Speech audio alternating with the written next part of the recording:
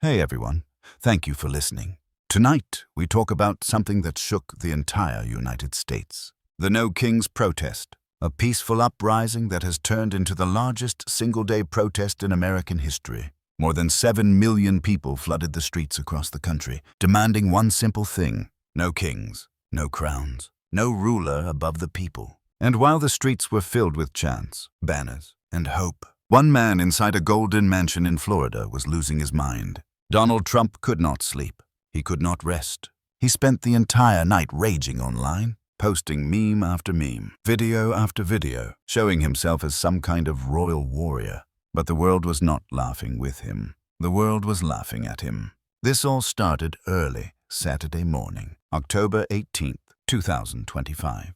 From Los Angeles to New York, from Minneapolis to Miami, Americans came together. Entire families, veterans, teachers, artists, and even police officers off duty. They filled the streets in a wave of color, signs, and songs. They came not to destroy, but to remind that in this country, power belongs to the people, not to any one man. In Los Angeles alone, hundreds of thousands marched from downtown to City Hall. In San Francisco, they formed the words, "No Kings," using their own bodies on the beach. In New York City, more than 100,000 marched through the 5 boroughs without a single arrest.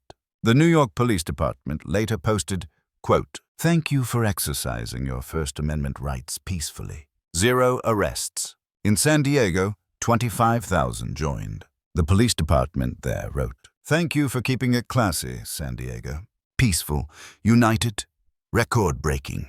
Over 7 million people nationwide. The largest one-day protest in the entire history of the United States."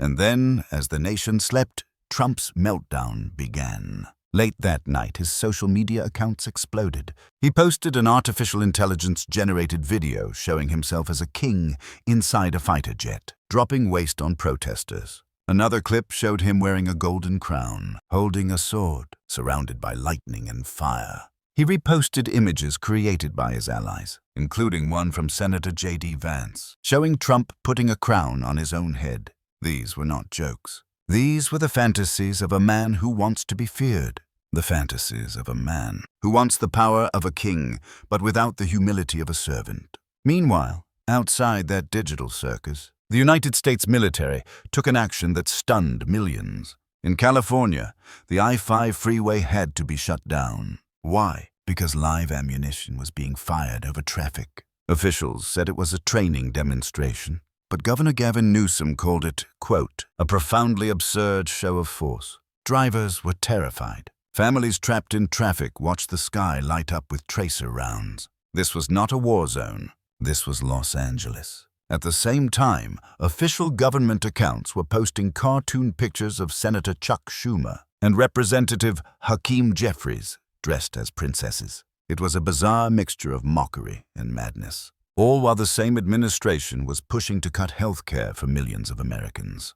You cannot rip away medical coverage from 20 million people and then laugh about it online. You cannot call yourself a patriot and then humiliate your own citizens who protest peacefully. Even as this spectacle unfolded, police departments across the nation released statements praising the peaceful crowds. In Austin, the message read, "Thank you to everyone who joined the No Kings March today. The rally remained peaceful, with no arrests reported. We are grateful for our community." Compare that tone to the harsh aggression from federal immigration agents and certain militarized units. Many protesters described being followed, photographed, or harassed by unmarked officers. One video from Seattle showed a display titled, "Ice Lice Have Invaded the Constitution." It was meant as satire, but it captured a serious truth. Many Americans now fear their own government's response to dissent. In Washington, D.C., 200,000 gathered at the Capitol. It was the largest protest in that city since the Women's March of 2017.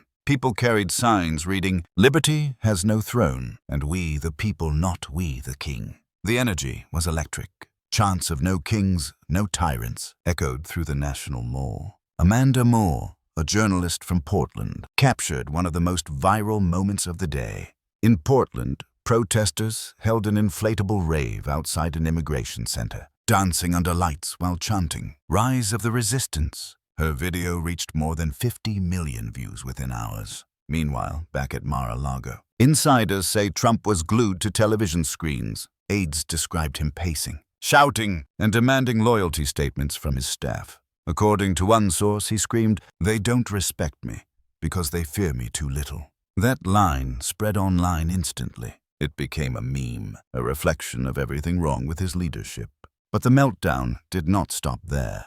Trump posted more and more, each time angrier than before. He shared military videos. He praised aggressive displays. He called the protesters traitors. At one point he wrote, "No one will replace the crown." The word crown shocked even some of his own supporters. Commentators across media called his behavior humiliating. Late-night hosts described it as the tantrum of a man obsessed with being adored. One journalist compared him to King George III, the monarch America once fought to escape. Yet, as the digital storm raged, the real world remained calm. There was no violence from the protesters, no destruction, just voices. Voices that filled the air like a chorus of democracy. In Pasadena, thousands marched, carrying signs mocking congressional leaders who had defended Trump's actions. One banner read, "Mike Grinder Johnson protects predators." Another protester, dressed as Princess Leia, carried a sign that said, "The empire fails."